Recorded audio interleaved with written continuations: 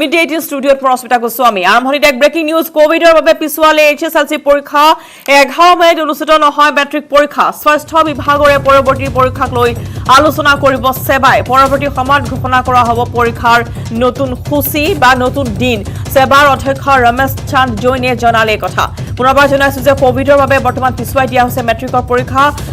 11 মেত অনুষ্ঠিত নহয় মেট্ৰিক পৰীক্ষা স্বাস্থ্য বিভাগৰে আলোচনা হোৱাৰ পিছত এই সিদ্ধান্ত গ্ৰহণ কৰিব যে কেতিয়া অনুষ্ঠিত কৰিব মেট্ৰিক পৰীক্ষা সেবা এই কথা সন্দৰ্ভত ইতিমধ্যে নতুন পৰীক্ষাৰ দিন ঘোষণা কৰিব সেবাৰ অধ্যক্ষ ৰমেশ চান্দ জৈনে জনাইছে কথা সমগ্ৰ ৰাজ্যতে যেটো মহামাৰী ৰূপ ধাৰণ কৰিছে কৰোনাই আৰু প্ৰতিটো দিনতে আক্ৰান্তৰ সংখ্যা বৃদ্ধি পাইছে হিৰক মালাকাৰ ফোন লাইনত হিৰক মেট্ৰিকৰ পৰীক্ষা পিছুৱাই দিয়া হৈছে হিৰক এই মুহূৰ্তে আটাইতকৈ গুৰুত্বপূৰ্ণ কথা যে মেট্ৰিকৰ পৰীক্ষা পিছুৱাই দিয়া হৈছে 11 মেত পৰীক্ষা অনুষ্ঠিত হোৱাৰ কথা আছিল কিন্তু 11 মেত পৰীক্ষা ইতিমধ্যে পিছুৱাই দিয়া হৈছে বুলি সেৱাৰ অধ্যক্ষ ৰমেশ চন্দ্ৰ জৈনে জানিব দিছে আৰু কিন্তু পৰৱৰ্তী দিন কেতিয়া ঘোষণা কৰিব সেই সম্পৰ্কে এতিয়া কোনো ধৰণৰ আলোচনা বিবেচনা কৰা নাই আৰু জানিব পৰা অনুসৰি কোভিডৰ যি পৰিস্থিতি সেই পৰিস্থিতি কিছু খাম কটাৰ পিছতেই নতুন দিন ঘোষণা কৰিব আৰু যিহেতু সেৱাৰ যি কৰ্তৃপক্ষ আছে সেই সেৱাৰ কৰ্তৃপক্ষই স্বাস্থ্য বিভাগত যিসকল লোক আছে বা স্বাস্থ্য বিভাগত যি লোকসকল আছে সেই লোকসকলৰ লগত আলোচনাত বহিব আলোচনাৰ পিছতে এই সিদ্ধান্তত উপনীত হ'ব আৰু ইতিমধ্যে যে চাব যে আপোনালোকে CBSE দশম শ্ৰেণীৰ পৰীক্ষা অৰ্থাৎ মেট্ৰিক পৰীক্ষা ইতিমধ্যে বাতিল কৰা আছে কিন্তু দ্বাদশ শ্ৰেণীৰ যি পৰীক্ষা সেই পৰীক্ষা পষ্টপন কৰা হৈছে কিন্তু নতুনকৈ কোনো ধৰণৰ দিন বাৰ ঘোষণা কৰা নাই ঠিক সমান্তৰালকৈ চাব যে উচ্চতৰ মাধ্যমিক যিহেতু চূড়ান্ত বৰ্ষৰ যি পৰীক্ষা সেই পৰীক্ষাত হয়তো দিন সলনি হোৱাৰ পূৰ্ণ সম্ভাৱনা আছে কিয়নো আজি বা কালি তেওঁলোকে বৈঠকত মিলিত হ'ব যি বোৰ্ড আছে এখন গভৰ্ণিং বোৰ্ড আছে যিহেতু শিক্ষা সংকটৰ সেই শিক্ষা সংকটৰ গভৰ্ণিং বোৰ্ডখন আলোচনা কৰিব আলোচনা হোৱাৰ পিছতে পৰৱৰ্তী সিদ্ধান্ত গ্ৰহণ কৰিব ইতিমধ্যে প্ৰথম বৰ্ষৰ যি পৰীক্ষা উচ্চতৰ মাধ্যমিকৰ প্ৰথম বৰ্ষৰ পৰীক্ষা ইতিমধ্যে পষ্টপন কৰা হৈছে হয়তো উচ্চতৰ মাধ্যমিক প্ৰথম বৰ্ষৰ পৰীক্ষা বাতিল কৰাৰ পূৰ্ণ সম্ভাৱনা আছে যোৱাটো বৰ্ষতো কোভিডৰ মহামাৰীৰ বাবে এনেধৰণৰ সিদ্ধান্ত গ্ৰহণ কৰিছিল কিন্তু আটাইতকৈ তাৎপৰ্যপূৰ্ণ বিষয় যে এই মুহূৰ্তত পৰীক্ষা বাতিল কৰা হৈছে মেট্ৰিক পৰীক্ষা যিসকল ছাত্ৰ ছাত্ৰী আছে সেই ছাত্ৰ ছাত্ৰীসকলৰ বাবে এইটো আটাইতকৈ ডাঙৰ খবৰ কিন্তু পৰীক্ষাৰ পিছুৱাই দিয়া হৈছে আচলতে পৰৱৰ্তী দিন কেতিয়া ঘোষণা কৰিব এই মুহূৰ্তলৈকে কোনো ধৰণৰ সিদ্ধান্ত গ্ৰহণ কৰা নাই আজি এখন বোৰ্ডৰ মিটিং আছে যিহেতু শিক্ষা সংসদৰ যি উচ্চতৰ মাধ্যমিক চূড়ান্ত বৰ্ষৰ পৰীক্ষাৰ ক্ষেত্ৰত কেনেধৰণৰ ব্যৱস্থা গ্ৰহণ কৰা হয় সেই কথা তন্নতন্নকৈ পৰীক্ষা কৰিব বা আলোচনা কৰিব আলোচনাৰ পিছতে সঠিক সিদ্ধান্ত উপনীত হ'ব হয়তো মই কৈছো যে পূৰ্ণ সম্ভাৱনা আছে যে মেট্ৰিকৰ নিচিনাকৈ উচ্চতৰ মাধ্যমিক চূড়ান্ত বৰ্ষৰ পৰীক্ষা এই পৰীক্ষা দিন পিছুৱাৰ ইতিমধ্যে পূৰ্ণ সম্ভাৱনা আছে পৰৱৰ্তী দিন হয়তো যি কোভিড পৰিস্থিতি সেই কোভিড পৰিস্থিতি শাম কটাৰ পিছতে ঘোষণা কৰাৰ সম্ভাৱনা আছে আৰু ইতিমধ্যে যিহেতু তেওঁলোকে কেইবাখনো আলোচনা মিলিত হৈছে আলোচনা মিলিত হৈ আজি যিখন অন্তিম আলোচনা সেই অন্তিমখন আলোচনাত বহিব অন্তিমখন আলোচনা বহাৰ পিছতে পৰৱৰ্তী সময়ত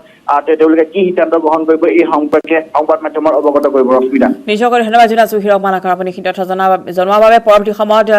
নতুন পৰীক্ষাৰ দিন ঘোষণা কৰা হ'ব কিন্তু এই মুহূৰ্তৰ গুৰুত্বপূৰ্ণ খবৰ আমি জনাইছো যে বৰ্তমান ৰাজ্যৰ যেনেধৰণৰ কোভিডৰ শেহতীয়া পৰিস্থিতি সেই পৰিস্থিতিলৈ চাই বৰ্তমান মেট্ৰিকৰ পৰীক্ষা HSLC পৰীক্ষা হাইস্কুল শিক্ষান্ত পৰীক্ষা পিছুৱাই দিয়া হৈছে অৰ্থাৎ বৰ্তমানলৈকে 11 মেত অনুষ্ঠিত হোৱাৰ কথা আছিল যদিও আজি যিখন বৰ্ডে যিখন বৈঠক অনুষ্ঠিত কৰিছে তাৰ পিছতেই তেওঁলোকে জনাইছে যে পৰৱৰ্তী সময়ত ঘোষণা কৰা হ'ব পৰীক্ষাৰ নতুন দিন আৰু এই মুহূৰ্তত আমি জনাও যে মেট্ৰিকৰ পৰীক্ষা 11 মেত অনুষ্ঠিত নহয় আৰু কোভিডৰ পৰিস্থিতি কিছু খাম কাটিলে পুনৰ নতুন দিন নতুন সময়সূচী ঘোষণা কৰিব সেবাই তাৰ পূৰ্বে স্বাস্থ্য বিভাগৰ সৈতে আলোচনাত মিলিত হোৱাৰ পিছতে সেবাই এই সন্দৰ্ভত নতুন জাননী জাৰি কৰিব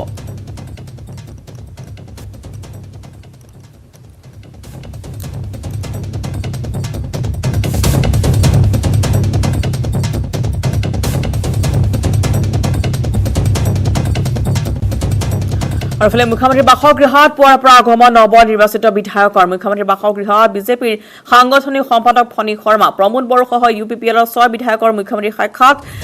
সাক্ষাৎ ভুৱন পেগু আৰু ৰনোজ পেগু তেৰছ গোৱালা সঞ্জয় কিষাণ চক্ৰধৰ গগৈ বিমল বৰা উপস্থিত আছে মুখ্যমন্ত্ৰীৰ বাসগৃহত উপস্থিত ৰঞ্জিত দত্ত প্ৰদীপ হাজৰিকা পুনৰবাৰ জনাইছো যে মুখ্যমন্ত্ৰীৰ বাসগৃহত আজি পুৱাৰ পৰা আগমন ঘটিছে নৱ নিৰ্বাচিত বিধায়কসকলৰ মুখ্যমন্ত্ৰীৰ বাসগৃহত বিজেপিৰ সাংগঠনিক সম্পাদক ফণী শৰ্মা প্ৰমোদ বড়ো সহ UPPLৰ 6 বিধায়কৰ মুখ্যমন্ত্ৰীৰ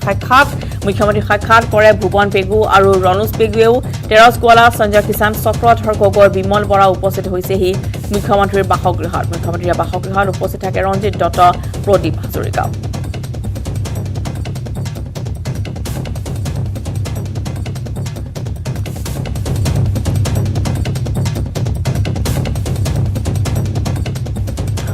আজি অসমলৈ নাহে বিজেপিৰ কোনো শীৰ্ষ নেতা ৰাজ্য চৰকাৰ গঠনত হ'ব পাৰে বিলম্ব আজি অসমলৈ অহাৰ কথা আছিল কেন্দ্ৰীয় পৰ্যবেক্ষক নৰেন্দ্ৰ সিং টোমৰ দলীয় সূত্ৰৰ মতে আজিৰ বাবে বাতিল হৈছে টোমৰৰ অসম ভ্ৰমণ নৱনিৰ্বাচিত বিধায়কৰ মতামত লোৱাৰ কথা আছিল টোমৰে পুনৰবাৰ জনাইছো যে ৰাজ্য চৰকাৰ গঠনত হ'ব পাৰে বিলম্ব অসমলৈ আজি বিজেপিৰ কোনো শীৰ্ষ নেতা নাহে যিহেতু আজি অহাৰ সম্ভাৱনা আছিল কেন্দ্ৰীয় পৰ্যবেক্ষক নৰেন্দ্ৰ সিং টোমৰ কিন্তু আজি তেওঁ অহাৰ কোনো সম্ভাৱনা এই মুহূৰ্তলৈকে নাই ৰাজ্য চৰকাৰ গঠনত বিলম্ব হ'ব পাৰে আৰু দলীয় সূত্ৰৰ মতে আজিৰ বাবে বাতিল কৰা হৈছে টোমৰৰ অসম ভ্ৰমণ নৱনিৰ্বাচিত বিধায়কৰ মতামত লোৱাৰ কথা আছিল নৰেন্দ্ৰ সিং টোমৰে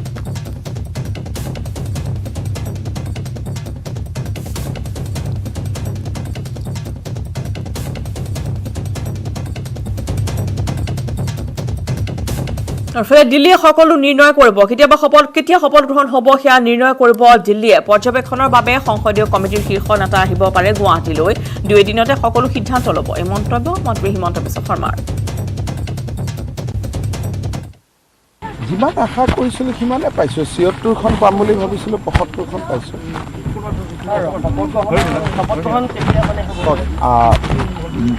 আজি আমাৰ ৰাষ্ট্ৰীয় সভাপতি জে.পি. নাড্ডা ডাঙৰীয়া কলিকতাত আছে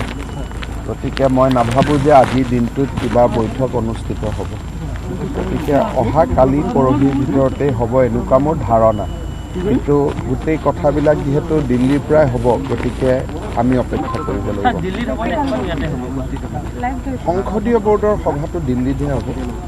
ইয়াতে হয়তো কোনোবা আহি পেলাই কাৰোবাৰ 2-4জন মানুহৰ অপিনিয়ন ল'ব পাৰে কিন্তু সিদ্ধান্তটো সংসদীয় বোৰ্ডতে হ'ব মই সেইবিলাক খবৰ কৰা নাই মই অলপ মেডিকেলত যাওঁ অলপ ক'ভিডৰ কাম আছে মই মই কেনেকৈ ক'ব পাৰিম এতিয়া যেতিয়া সিদ্ধান্ত হ'ব এইটোতো একদম press TV flash breaking news চব আহিব চবে একেলগে গম পাম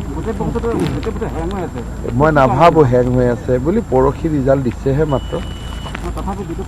এতিয়া মই কি ক'ম এইটো আপোনাৰ দৃষ্টিভংগী কাৰোবাৰ দৃষ্টিভংগী মই কেনেকৈ এইটো প্ৰশ্নৰ উত্তৰ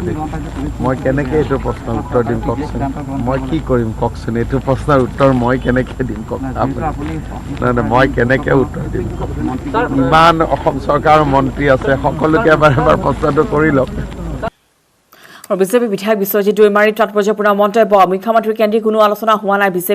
বিজেপিত আছে এগৰাকী মুখ্যমন্ত্ৰী ইয়াৰ পিছত দ্বিতীয়গৰাকী মুখ্যমন্ত্ৰীৰ আলোচনা বিজেপিৰ নীতি আদৰ্শত নপৰে মুখ্যমন্ত্ৰীৰ চৰ্চা কেৱল সংবাদ মাধ্যমতে হৈছে বুলি তেওঁ মন্তব্য আগবঢ়াই শীঘ্ৰেই হ'ব নতুন চৰকাৰৰ শপত গ্ৰহণ ভাৰতীয় জনতা পাৰ্টিৰ যি আদৰ্শ সেই আদৰ্শ অনুসৰি মুখ্যমন্ত্ৰী থকা স্থানত আৰু নতুনকৈ এগৰাকী মুখ্যমন্ত্ৰীৰ ক্ষেত্ৰত সাধাৰণতে আলোচনা নহয় বুলি কয় সেয়াও আচলতে হৈ যায় সেইকাৰণে আলোচনা হোৱাই নাই আপোনালোকেহে সুধি আছে এতিয়ালৈকে কোনো আলোচনা হোৱাই নাই এতিয়া প্ৰেছৰ পৰা আপোনালোকে সোধাৰ কাৰণে আমাৰ প্ৰক্ৰিয়াটোৰ বিষয়ে মই কৈ আছোঁ গতিকে এতিয়াও নিশ্চিত থাকক আৰু কিবা যদি হয় আগৰ মুখ্যমন্ত্ৰীও থাকিব পাৰে কোনটো আগৰ মুখ্যমন্ত্ৰীজনে এইবাৰ এতিয়া মুখ্যমন্ত্ৰী হৈ থাকিব পাৰে না এই কথাটো কোৱাৰ কৰ্তৃত্বটো কাৰো নাই নহয় এটা হাই কামাণ্ড আমাৰ ছিষ্টেম চলে যেনেকৈ আপোনালোকেও মিডিয়াৰ তলত যেতিয়া কাম কৰিছে জাহা তাহা কিবা কৰিলে আপোনালোকৰো অলপ থাকে আমাৰতো পাৰ্টি বেছি ডেঞ্জাৰ হয় খবৰৰ মাজত মুখামুখি সংঘৰ্ষ নৈশ বাছখনত আছিল প্ৰায় 30জনকৈ যাত্ৰী বাছৰ চালকসহ বহু কেইজন যাত্ৰীৰ অৱস্থা সংকটজনক ডাম্পাৰ চালকৰ অৱস্থাও সংকটজনক বুলি জানিব পৰা গৈছে দুৰ্ঘটনাৰ পিছৰ দৃশ্য আমি দেখুৱাইছো অতি সংকটজনকভাৱে ইতিমধ্যে লৈ যোৱা হৈছে চিকিৎসালয়লৈ ডিগবৈ গোলাৰ টাৰ্মিনেলৰ সমীপত এই সংঘটিত হৈছে ভয়ংকৰ পথ দুৰ্ঘটনাটি য'ত গুৱাহাটীৰ পৰা জাগুন অভিমুখে নৈশ বাছ আৰু মাৰ্ঘেৰিটা দিশৰ পৰা আহি থকা শিল ভৰ্তি ডাম্পাৰৰ মাজত মুখামুখি সংঘৰ্ষ হয় যিখন বাছত আছিল প্ৰায় 30জনকৈ যাত্ৰী বাছৰ চালকসহ বহু কেইজন যাত্ৰীৰ অৱস্থা সংকটজনক হৈ পৰা পৰিলক্ষিত হয়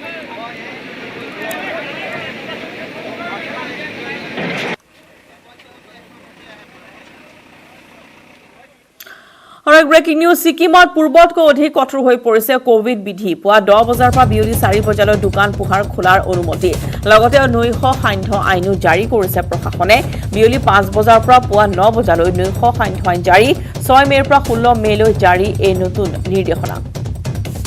ছিকিমত পূৰ্বতকৈ অধিক কঠোৰ হৈ পৰিছে কোভিড বিধি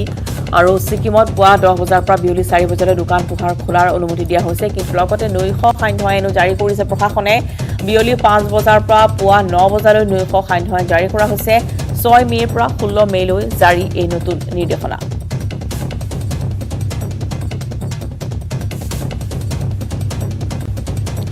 ফলে আলফা স্বাধীনৰ মুখ্য সেনাধ্যক্ষ পৰেশ বৰাক মুকলি প্ৰশ্ন অসম যুৱ শক্তি পৰিষদ নামৰ এটা সংগঠনৰ ONGCৰ কৰ্মচাৰী ৰিতুল শইকীয়াৰ সন্ধান দিয়াৰ লগতে মুক্তি দিয়াৰ দাবী সংগঠনটোৰ তিনিচুকীয়াৰ বিভিন্ন অঞ্চলত পোষ্টাৰ লগাই আলফা স্বাধীনলৈ প্ৰশ্ন সংগঠনটোৰ ৰিতুল শইকীয়াৰ দায়িত্ব পৰেশ বৰাই নাই নেকি বুলি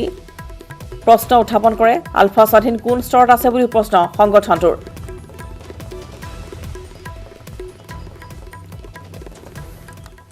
ভাৰতত উদ্বেগজনকভাৱে বাঢ়িছে কৰোনা আক্ৰান্তৰ সংখ্যা ভাৰতত এদিনতে 3,57,229 জন আক্ৰান্ত 24 ঘণ্টা 3,449 জন আক্ৰান্তৰ মৃত্যু প্ৰতিদিনে ভয়াৱহ হাৰত বাঢ়িছে মৃতকৰ সংখ্যা সম্প্ৰতি 34,47,133 জন আক্ৰান্ত হৈ আছে চিকিৎসাধীন পুনৰবাৰ জনাও যে ভাৰতত উদ্বেগজনকভাৱে কৰোনা আক্ৰান্তৰ সংখ্যা বৃদ্ধি পাই আছে ভাৰতত এটা দিনত 3,57,229 জন আক্ৰান্ত 24 ঘণ্টা 3,449 জন আক্ৰান্তৰ মৃত্যু হৈছে প্ৰতিদিনে ভয়াৱহ হাৰত বাঢ়িছে মৃতকৰ সংখ্যা সম্প্ৰতি 34,47,133 জন আক্ৰান্ত হৈ আছে চিকিৎসাধীন